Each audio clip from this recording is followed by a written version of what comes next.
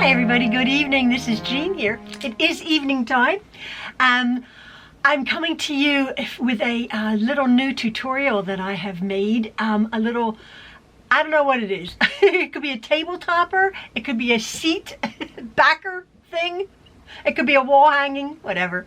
I had seen, again, not my idea, I had seen very quick, again, those 30-second reels by somebody speaking another language, cutting things out and sewing them together, and they make this thing. But apparently also, after the fact, I was looking online, and it might be a couple years ago, these little toppers, or these little things, if they're cut in a different shape, like a petal shape, they're like leaf table toppers, folded leaf table toppers or something like that. Anyway, this is, I've done a few prototypes of these little toppers here. I am using it, I'm using these on a few of my little circular tables. I'm using a plate as a circle. I'm not using a leaf template. This is not a tutorial, folks. This is a look over my shoulder to see how this is done, because obviously there would be a pattern because it's quite specific, but I figured it out just visually.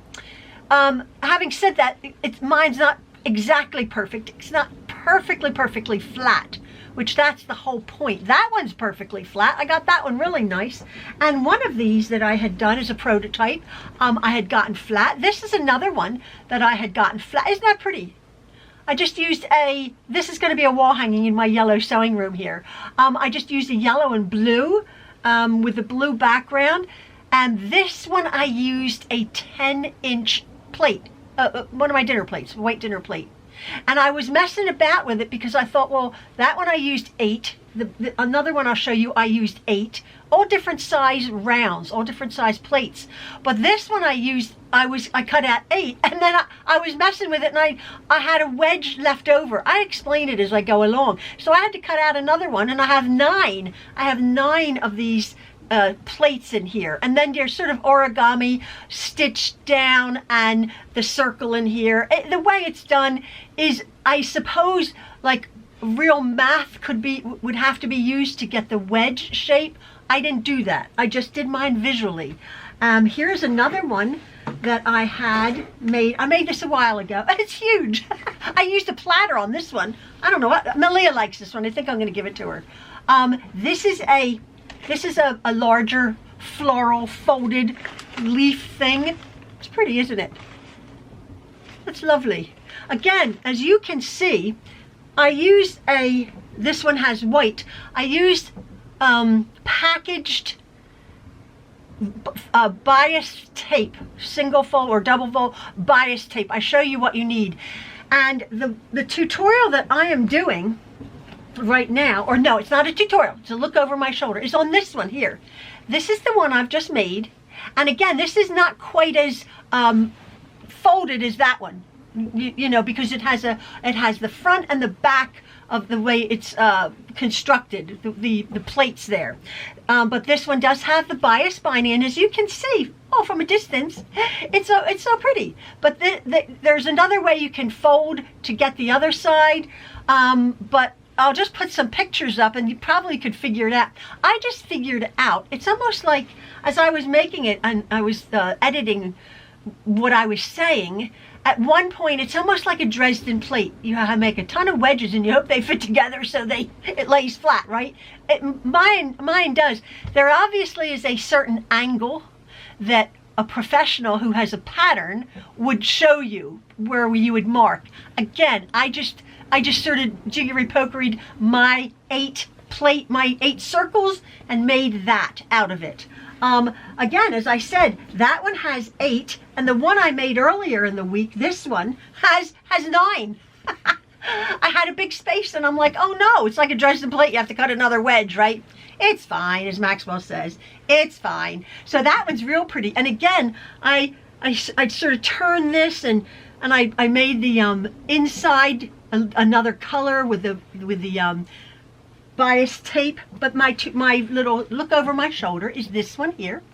and I do have a table downstairs, and at the very end, we don't take ourselves too seriously. In my sort of Victorian looking lounge, I have my table topper here on a fairly unusual table. If you want to fast forward to the end and see where I put my table topper. It's funny. Like I say, we don't take ourselves too seriously. So anyway, that is this. What I wanted to say, oh yes, I did say you do need 3 packages of bias tape, which I had. I almost could have gotten away with 2 with these 8-inch circles. I just used a paper plate, but then I forgot I needed to make the circle in here. I needed to use the tape in here. So I did use 3. You do need matching thread, and you do need fusible interfacing. But yeah, I am really, really pleased. So as I said, the yellow and the blue, that's going up on my wall up here because I have a yellow sewing room. Oh, it's so pretty. Yeah, I think they're really, really pretty. They turn out really nice. They're not necessarily, well, I suppose they could be if I did a better job. They're not necessarily reversible because this one isn't here. I cut out. Oh, this one, I had cut out all of these to put this circle in because there's a big lump in the center. So I just cut it out. But this one I didn't. This one I didn't. It just sort of came together a little bit easier. Again, every time I've made one of these, it's sort of a little bit different. I used on this first one that I made, I made this ages ago, in the summertime, I used a batting inside. I actually used batting, and it came out a little bit too puffy, although it's really nice for the back of my seat.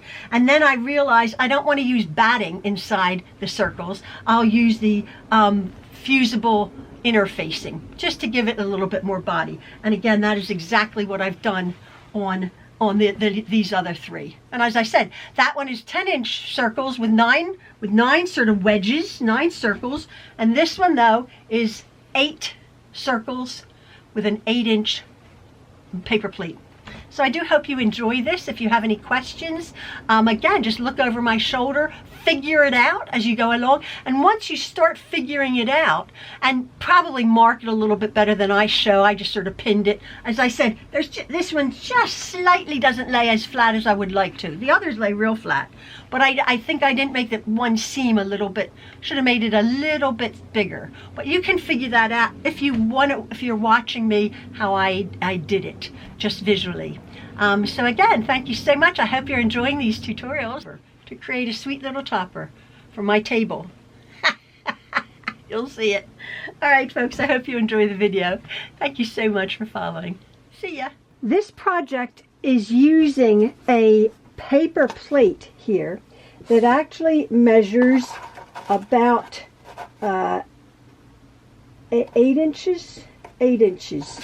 So whatever size paper plate you're going to use is going to determine the amount of circles that you want. For right now, I'm using an 8-inch plate, and I will be cutting out 8 circles of each my backing, which comes to the front anyway, and my main fabric here. For my other, I believe I've said in the beginning, for my other little hanging or my little topper, I used this plate, which is a 10-inch plate. All right. And obviously I needed more circles I needed more of these to fill my circle. But right now, 8 circles out of this floral. And what you're going to be needing is 3, you need 3 whole bias tape extra wide double fold. That is, and I was explaining in the beginning, that is if you're going to be using a bias tape to go around your circles, which I find is even almost easier than 2 right sides together sewing and then turning it. It takes a little bit more skill to put on the bias tape, but it makes that beautiful finished look for this project. So you need 3 packages. We won't be using all 3, but 2 won't do it to cover our circles. You're also going to be needing a matching thread to your bias tape. Very important. bobbin and top thread because both the bobbin and the top will be showing in our project. I then am going to be cutting out 8 of my iron-on, my fusible interfacing here. Again, I got this from Amazon. It's sort of a no brand, but it's awesome. This is about, what did I say, about 15 inches wide, or about 12 inches wide or something like that. It has a linen side to it and then the gluey side, the rough side, and it works out beautifully. Now what I'm going to do is, after I cut out my circles from my main fabric here, I'll cut out my 8 interface, and how I do that is I'm going to just be taking a Sharpie. This, you won't see the Sharpie. I'll be taking the Sharpie for my interfacing, say. There's my circle, and then what I'm going to do for my interfacing, all right, my interfacing alone, I'm going to be cutting my circle about a 1/4 inch smaller than my Sharpied marking, only for my interfacing. So inside, I don't want my interfacing inside of my seams, so I'm just going to be making that. Let me show you here on what I've already cut, and I will be affixing my interfacing to the wrong side, and as you can see there, my interfacing does not go to the outer edge, but once it's fused on, it's going to make this just a little bit more substantial. So right now, so I'll cut 8 of them, but right now what I'm going to do is I have this fabric. In the beginning I told you it's about 20 inches of fabric. It depends on the size of your plate. All right, I'm erring on the cautious side here. I had about 20 inches of fabric. Now also, on whichever fabric you want to deem as your circle, you're going to be needing maybe a little bit of extra fabric on the side, or maybe we can get it in the middle here, which maybe I can. So I'm going to take it, this is exactly how it came off from the bolt. I'm going to take the fold and I'm going to go up to the edge. I'm going to just take my orange Sharpie. Again, if you have a chalk, maybe you'd feel a little bit more comfortable, but this orange marking is not going to show whatsoever. So I'm just going to go around my paper plate. Again, this is an 8-inch plate, and I'm going to be cutting 8 of these. So right now, this is 4, right? And then I'll come over here. You can't see that, but I can see that.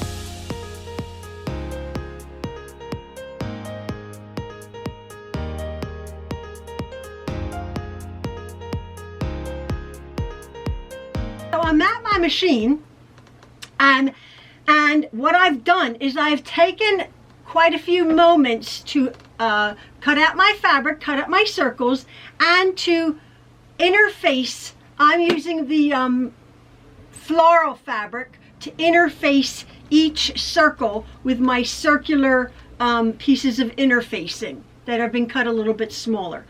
To really take I always say, really take a lot of time and press well on your fusible interfacing to make it really one with the fabric, right? Because we don't want these to be shifting, we don't want them to be puckering, so use a nice hot dry iron and really melt that glue. Taking one of my floral fabrics and one of my, say, background fabric, and I'm going to be putting them together with the wrong sides together. I'm going to put my camera down and I'm going to show you how I'm going to attach the bias binding. So again, what I'm doing here is I have my front of my fabric interfaced and the back of my fabric, okay, with the right side and the right side. And what we're going to be doing, or sandwiching the circle in my bias tape. Now again, you've watched me a million times before. You guys know that when I use bias binding on the manufacturer here, this is a Wright's bias binding, bias tape extra wide double fold. I take it off the cardboard here, and as you know, let me just show you from the other end, when it comes off the manufacturer, when it comes from the manufacturer, there are 2 sides to bias tape. And again, please forgive me if you guys have seen me do this a million times, but for you people who are new here, when you take your bias tape off, you will see that it's folded in half, okay? And then it's folded in fourths. I'm using it just like it comes off. And we're going to be slotting our little unit right into there. Because it's on the bias, it will go around that curve beautifully. But as it comes off from the manufacturer, you will notice that there is a top side and a back side. And the back side is about a 32nd of an inch, just a tiny little bit folded, just slightly wider. That means when you stitch on the top side, having sandwiched whatever it is, your seam or whatever, when you stitch that, you can be assured, if you stitch it close, that when you turn it over, you have caught the back. Because people are like, oh, I don't know what's happening on the back of my project. Well, if you do it properly and slowly, this is the whole thing. So what I'm going to do is I'm just going to put these two together. Now, they're not absolutely perfect, but that's okay because that will be included in our binding here. Just starting anywhere, I work about 1 inch increments, maybe 1.5 inches, okay? So I'm just slotting my little sandwich here, pretty side up and pretty side down. I'm putting it, I'm not putting it to the over the fold, I'm not putting it in here, I'm putting it right to the fold of this bias binding, okay? Now I'm going to start, put my needle down, and as you see, I'm using red binding, so I have my red thread. I'm concentrating, not pulling anything. Now this is of this project, this is probably the most tedious of the project. So it's not a fast project. So what I'm going to do is I'm stitching right alongside that edge. I'll put my needle down, put it in the down position. And then I'm just going to an inch, literally inch by inch, not pulling anything. Because if you pull too hard, your circle will cup up. And this literally is how fast I'm going for to sandwich my little circles together. I'm just putting it up. You can feel if it like lumps up, just move along and making sure that this edge here is in this fold here. And then just placing it. We're not pushing it, we're not shoving it, we're placing and smoothing. And since we've cut these nice and circular, we're going to end up with 8 very nice bound circles for our project. Again, just placing that edge into the fold, stitching close. I went off slightly there, but I just can enclose. I can enclose those two. And again, as you see, inch by inch, placing into the fold, placing. I know my hands are in the way. I can't help that. Making sure you catch both of the pieces of fabric. Now my needle's down. I'm hopefully you can see that. Hopefully you can see that. You see, I have caught successfully all the way along the back edge of that bias tape. Do you see that? Nice stitch. I've caught that. I'm in no fear that I'm not catching it. I'm just, again, inch by inch. It's not bunching up in there. This is seriously how slow I'm going, because I want a nice circle at the end, and then I'm going to be making 8 of these.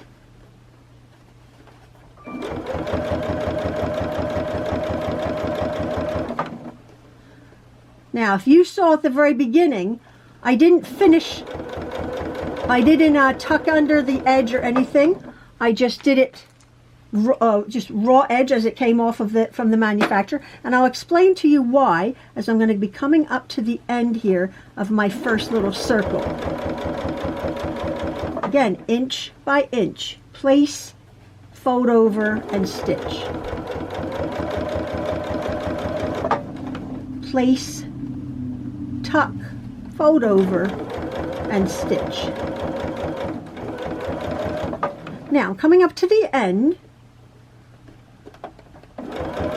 and right as I come to the end, I'm just going to overlap that, maybe 1/4 of an inch, something like that. You can even just go up to the whole thing if you want. Put this over there, just that 1/4 of an inch overlapped. Tuck it under. Make sure that this edge is tucked, so you enclose that edge. We're not folding over anything. It's a raw edge, and there's a reason for that.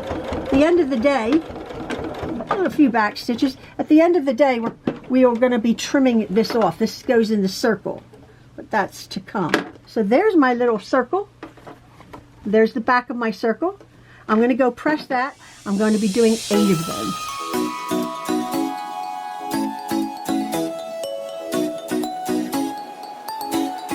Right now, this is where, just look over my shoulder and see how I got this pretty flower, okay?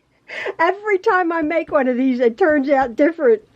Oh my goodness. And because, as I was saying in the beginning, there is math involved, this is just a look over my shoulder. Don't have a go at me for not giving you proper measurements, where to measure, because I've been messing about with this, okay? Now, here I'm going to sort of deconstruct it. I like that. I have used 1, 2, 3, 4, 5, 6, 7, 8 circles, okay? I have finished my circles. Everything is just pinned. Now, when I'm using my 8-inch plate here, all right, which I've cut out, and I've used my 8-inch circles together. You see that? We're going to be stitching a seam there. Let me pull this one up. We're going to be stitching this seam here, right there. Stitching those two together, right? But what I've done is I've laid it out visually for me. Again, I know somewhere along the way, in a tutorial somewhere on YouTube, there is a person who tells you exactly how to measure and to the angle to use. All right, I don't do that. I don't know how to do that. So what I've done literally is just visually messed about with my 8 circles, and I have come up with, as I was saying before, I had a circle with 7. It was smaller.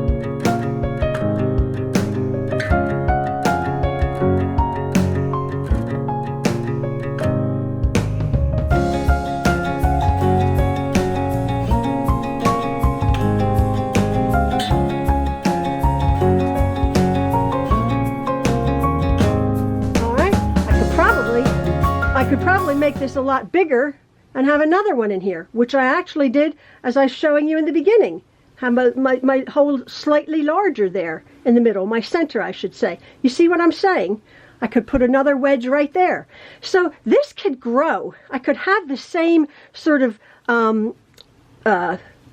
same seam there, but it'll be a little bit bigger, and it would be growing, and my center, or my hole, would just get bigger. It's almost like a Dresden plate, because you have to figure out, well, how many wedges, as it were, make this little flower thing here.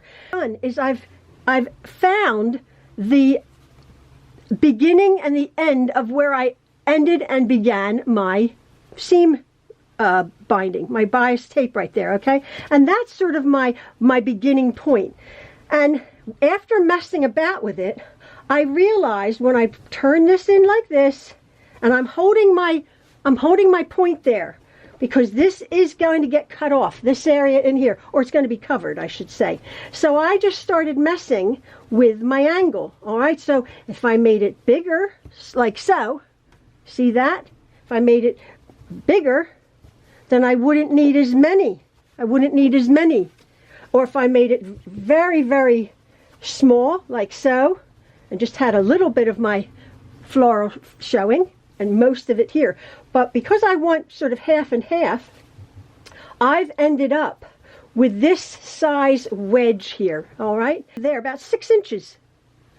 From that point to that point, I have folded over my circle. So let me just come here. So about 6 inches from there to there with my seam down there. Again, this is not a tutorial. I don't know how. Maybe you could make a line from there to there and fold it. There's my 6-inch line right there, and fold it about like that. Do you see what I'm saying here? And put a pin like there, and do the exact same thing on that little divot there, right there, folding it over to my seam there. Now what I want to do though is I want to center this. See how I want to center the curve? So I'm bringing that a little bit over there, and I want to center that.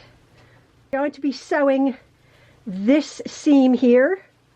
We're going to be sewing these 2 circles together like so along that line there, once I get my angle correct on there.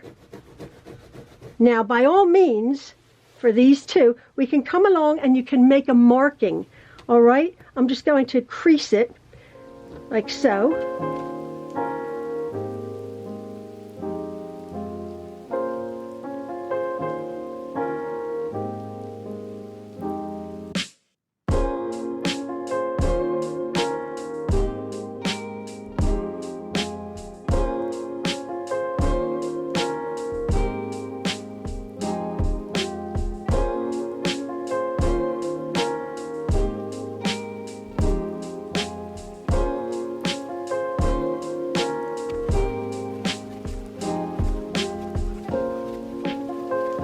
Board, and the whole point of ironing this is to make sure it's laying flat, which I'm very pleased about. This is laying really nice and flat considering there's so much material there.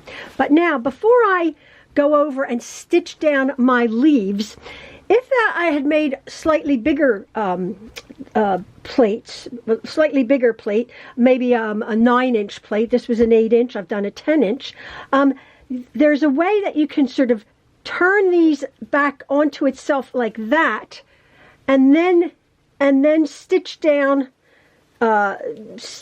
stitch down our petals as such, like so. So you have a little bit more of the fabric. The way I'm doing it now, I'm just doing it basic. I'm just making sure that my leaves are going to be stitched down. Before I do that, and I'll show you how I'm going to do that, I have a little bit of my fabric left over. And I have this pin holder from Hobby Lobby, actually. And it's a really nice circle that I'm going to use. I want a fairly decent sized circle.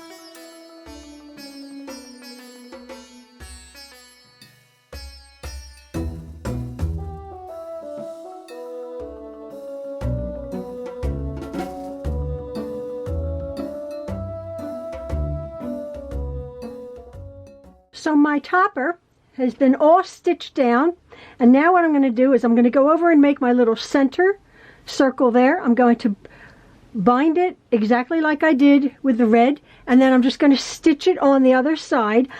Usually I would take this on the other ones that I've done, I would cut that out, but it's not too much of a bulk right there. So, and this is coming over onto the leaf part, so I'll just bind that right now, and I'll center it, and I'll stitch my center down.